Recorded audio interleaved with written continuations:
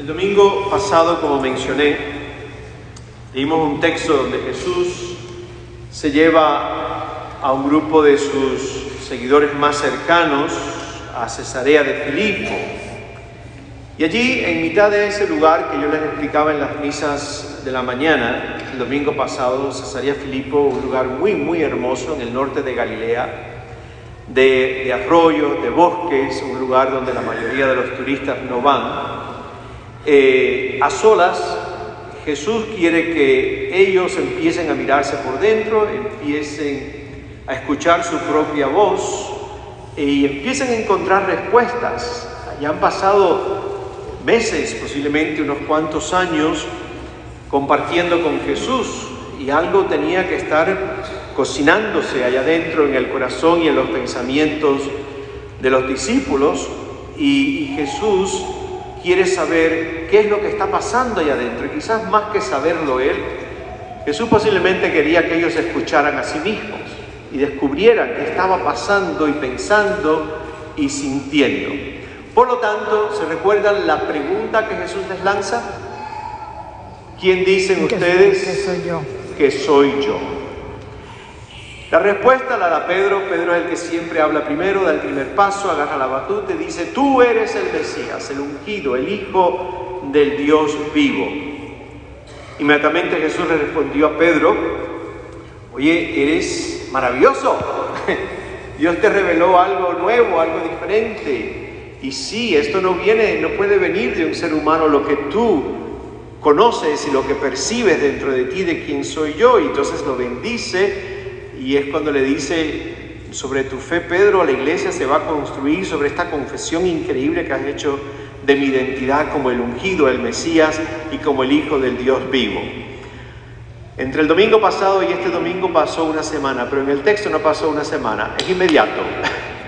Inmediatamente el disco cambia, gente, cambió el CD, cambió el chip completo, y hoy uno se pregunta: ¿pero qué pasó? ¿Qué cambio de tono tan grande desde Dios mi Padre es el que te lo ha dicho a lo que acabamos de escuchar? Jesús se vuelve hacia Pedro. Pedro empieza a ocupar en ese momento el lugar del tentador, esa figura diabólica que acompañará a Jesús durante su ministerio público. Marcó su ministerio público desde el principio, los famosos 40 días y 40 noches en el desierto del Jordán, de Judea, donde esa figura le va susurrando a Jesús al oído algo que básicamente era que le proponía un ministerio donde, por última instancia, la cruz, el morir, no iba a ser consecuencia. Y se recuerdan las tres propuestas que le hacen esta voz tentadora a Jesús. La primera es que de su ministerio hiciera un circo, que agarrara piedras y la convirtiera en panes. Y la segunda es que se lanzara desde lo alto del templo, que iba a volar y que convirtiera su ministerio en otro espectáculo. Y la tercera es la peor de todas, la más tentadora de las tres tentaciones. Básicamente que le entregara su alma y que él iba a ser muy rico y que iba a tener todos los reinos del mundo y todas las posibilidades habidas y por haber. ¿Se recuerdan qué es lo que Jesús le dijo al demonio después de la última tentación? Aléjate de mí, Satanás. ¿A quién se lo dice hoy? A Pedro. Le salieron cuernitos a Pedro, parece. Es increíble el cambio que pasa del domingo pasado al texto de hoy en cuestión de versículos. Las mismas palabras que Jesús le dijo al demonio después de la última tentación del desierto. Y recuerden, las tentaciones del desierto son un resumen de un continuo en la vida de Jesús. Jesús constantemente tuvo que luchar contra la posibilidad de ser grande y famoso. Si se recuerdan, hay textos donde dice: y la gente lo quería hacer rey. ¿Y qué hacía Jesús? Se iba por el lomo. Salía huyendo. No quería caer en esa tentación del poder y de la fama y del espectáculo. Por lo tanto, hoy Jesús se dirige a Pedro. Pedro ocupa el lugar hoy del tentador, el padre de las mentiras, y básicamente le dice lo mismo que le dijo al demonio: aléjate de mí, no me saques. Hoy le dice a Pedro: no me saques de mi camino, no me saques de lo que yo voy descubriendo que el Abba va pidiendo de mí. Porque tu modo de pensar, Pedro, no es el modo de pensar de Dios, es el modo de pensar de los seres humanos. No me saques de mi camino. Gente, yo me quedé con esa frase, o esas dos palabras, mejor dicho: mi camino. Estoy seguro que tú, igual que yo, muchas veces, muchísimas veces en nuestras vidas nos hemos preguntado: ¿cuál es mi camino? Es una constante en nuestro interior. ¿Qué quiere Dios de mí? ¿Cómo voy a ser yo feliz? ¿Cómo voy a ser yo fiel a Dios? ¿Cuál es mi camino? Me hice la pregunta: ¿y cuál es el camino de Jesús? Cuando Jesús le dice a Pedro: no me saques de mi camino, aléjate de mí, Satanás, no me hagas tropezar. ¿Cuál es el camino de Jesús? Yo creo que la mayoría de nosotros inmediatamente vamos a decir: Padre Pedro, el camino de Jesús es la cruz. La cruz es la consecuencia del camino. El camino es una cosa y la cruz es otra.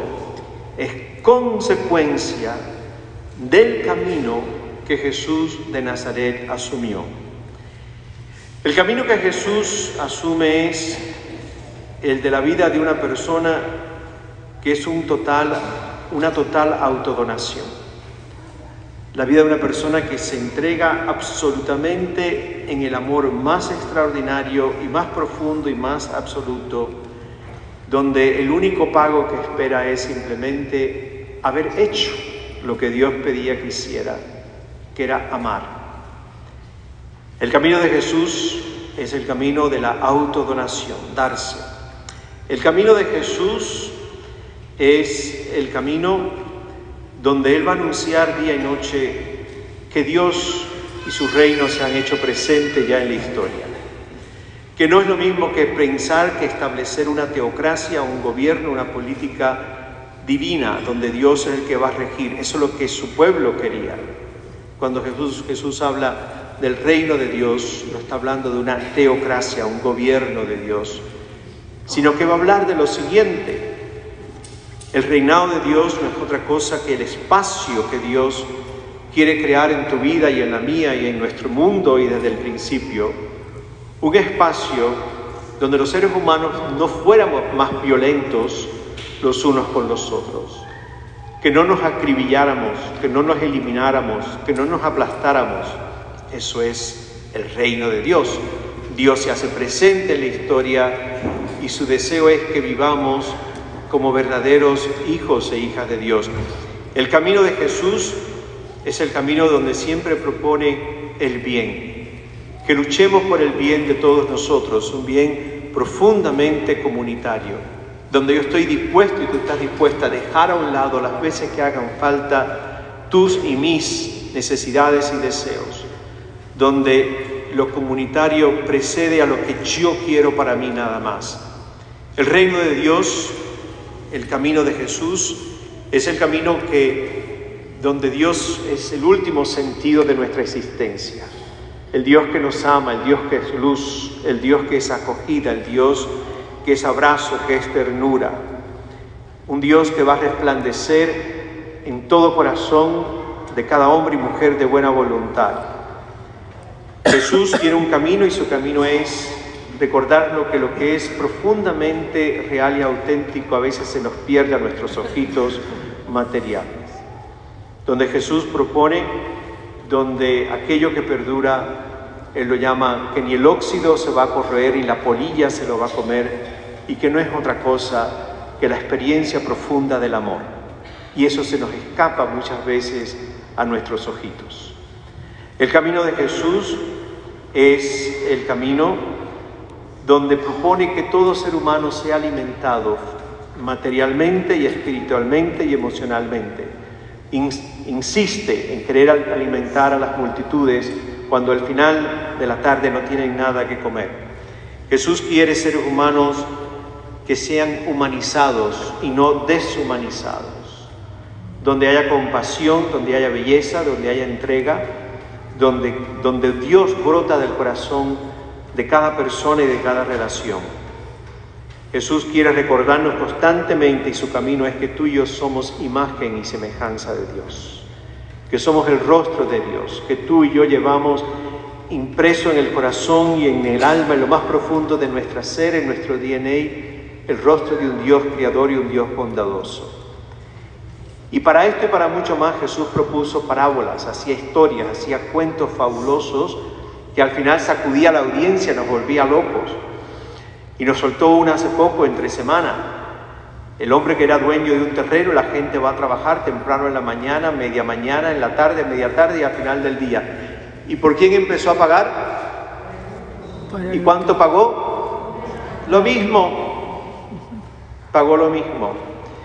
Y la gente se queja y le dice, eso es injusto. ¿Y se recuerdan cómo termina la parábola? ¿Acaso tienes envidia de que yo sea generoso y compasivo? Que las parábolas sacuden nuestra conciencia. Jesús tiene gestos de acogida, de compasión hacia los más olvidados, hacia los más dejados en el camino. Jesús denuncia cualquier opresión contra cualquier ser humano. Hace poco era contra los fariseos, que les sonó duro entre semanas. Hace poco le dice, ustedes van al fin del mundo a buscar un prosélito, le ponen fardo sobre las espaldas con sus obligaciones y después no mueven un dedo para ayudar a llevárselas. Jesús hablará de Dios como Abba, bondad, misericordia, brazos abiertos, sanador de todos. Y todo eso, gente, va a tener un precio. ¿Saben cómo se llama el precio, verdad? La cruz. La cruz es el último precio que la propuesta y el camino de Jesús va a tener. Pagará con su propio cuerpo, su voz será acallada. El Evangelio de Juan es muy descriptivo. Tinieblas y silencio ocuparán la tierra. Y al tercer día, el octavo día de la creación, el Abba lo levantará de entre los muertos, le devolverá su gloria y majestad como la palabra eterna que ha habitado entre nosotros. Una pregunta. Qué lindo habló el Padre Pedro, ¿verdad? ¿Ustedes creen que Pedro apóstol tenía idea de esto? Claro.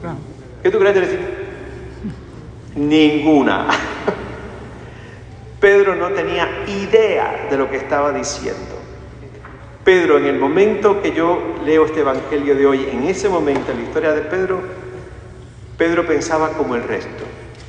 Querían que Jesús instalara una teocracia, que Dios fuera el presidente de Israel, por así decirlo.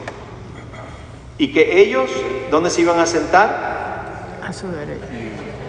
A su derecha. Y que iban a tener lo mejor de la piñata, ¿verdad? Pedro quiere seguir a Jesús, pero Pedro no quiere vivir ni morir como Jesús. Y aquí está el problema. La mayoría de nosotros queremos seguir a Jesús, pero no queremos vivir ni morir como Jesús.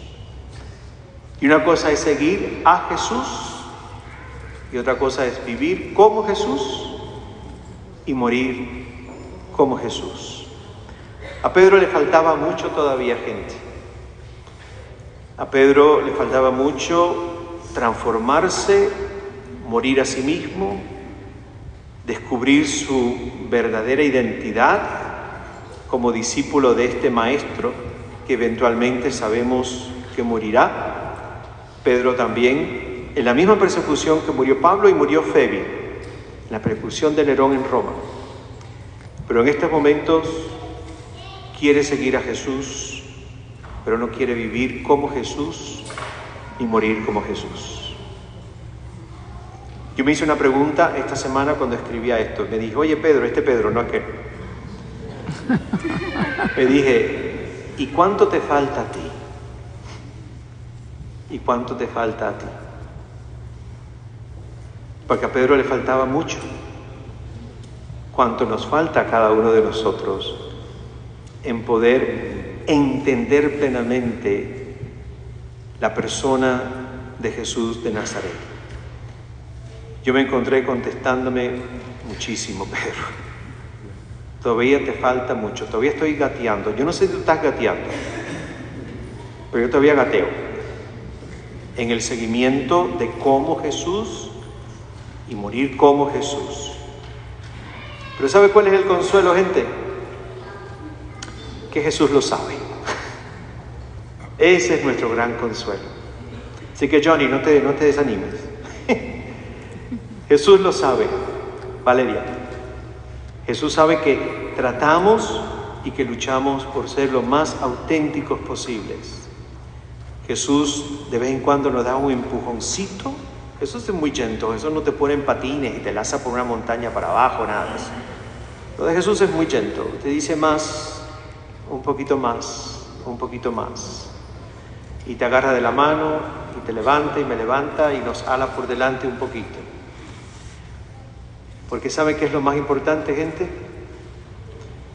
Lo más importante es jamás dejar de soñar, de tener ganas de Dios, de tener hambre y sed de Dios. Cuando eso se pierde, ahí sí estamos perdidos de verdad. No porque caigamos, no porque fallemos, no por como seamos Pedro el del Evangelio, sino cuando perdemos el hambre y la sed de más y de lo mayor. Así que hoy le pedimos a nuestro querido San Pedro y nuestra querida Santa Febe o Phoebe, le pedimos que sí, nos falta mucho, se nos escapa tantas veces Jesús de entre las manos. Cuando vemos que se acerca la consecuencia de nuestra fe, echamos pasos atrás, cambiamos de dirección, bajamos el tono. Le pedimos, gente, a ellos dos, a San Pedro y a Santa Febe, que nos ayude a nunca perder el hambre, las ganas, el deseo y la sed de más. Cuando caigamos, Jesús nos levantará. Conoce nuestras luchas, conoce nuestras limitaciones, pero nunca perdamos el sueño de soñar lo que soñó Dios, el sueño de más y de mejor.